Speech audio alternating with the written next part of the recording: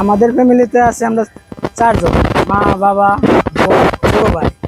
তো প্রতিদিন আমাদের দেওয়া যাইতেছে 400 থেকে 500 টাকা ইনকাম হয়। ইনকাম হলে আমাদের পুরো পরিবার নিয়ে ভালো মতো চলার মতন ক্ষমতা নাই। তো এখন দেওয়া যাইতেছে আমরা খুব হতাশা ভোগ করতেছি।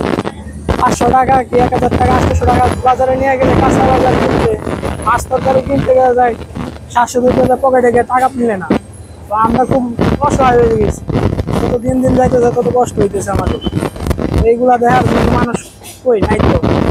সরকার একবার দেয় আরবার দেয় না, কি বলা যাবে? কিছু বলার নাই, যেভাবে দিল মনে করে চলা লাগবে।